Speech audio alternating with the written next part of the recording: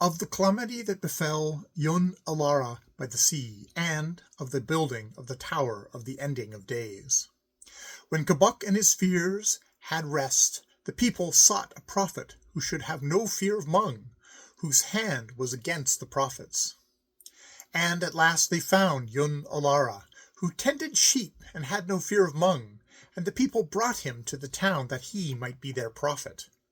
And Yn Alara builded a town towards the sea that looked upon the setting of the sun, and he called it the Tower of the Ending of Days. And about the ending of the day would Yn Alara go up into his tower's top, and look towards the setting of the sun to cry his curses against Mung, crying, O Mung, whose hand is against the sun, whom men abhor, but worship because they fear thee. Here stands and speaks a man who fears thee not. Assassin lord of murder and dark things, abhorrent, merciless, make thou the sign of Mung against me when thou wilt. But until silence settles upon my lips, because of the sign of Mung, I will curse Mung to his face. And the people in the street below would gaze up with wonder towards Yn Alara, who had no fear of Mung, and brought him gifts. Only in their homes after the falling of the night would they pray again with reverence to Mung. But Mung said, Shall a man curse a god? And still Mung came not nigh to young Alara as he cried his curses against Mung from his tower towards the sea. And Sish throughout the worlds hurled time away, and slew the hours that had served him well, and called up more out of the timeless waste that lieth beyond the worlds, and drave them forth to assail all things.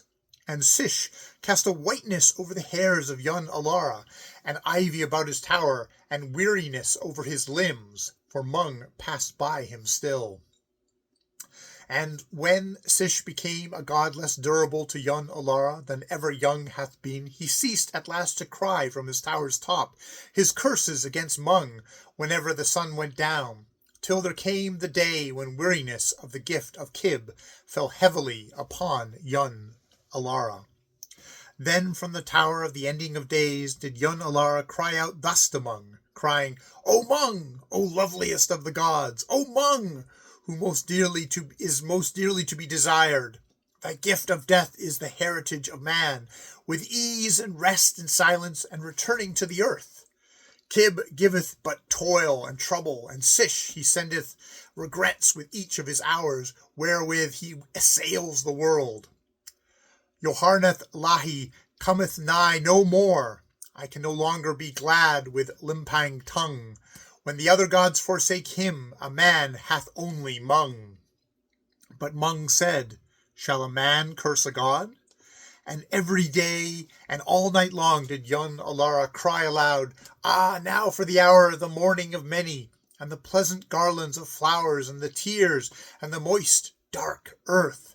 Ah, for repose down underneath of the grass, where the firm feet of the trees grip hold upon the world, where never shall come the wind that now blows through my bones, and the rain shall come warm and trickling, not driven by storms, where is the easeful falling asunder of bone from bone in the dark.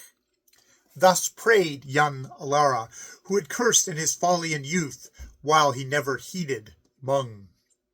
Still, from a heap of bones that are Yn Alara still, lying about the ruined base of the tower that once he builded, goes up a shrill voice with the wind crying out for the mercy of Mung, if any such there be.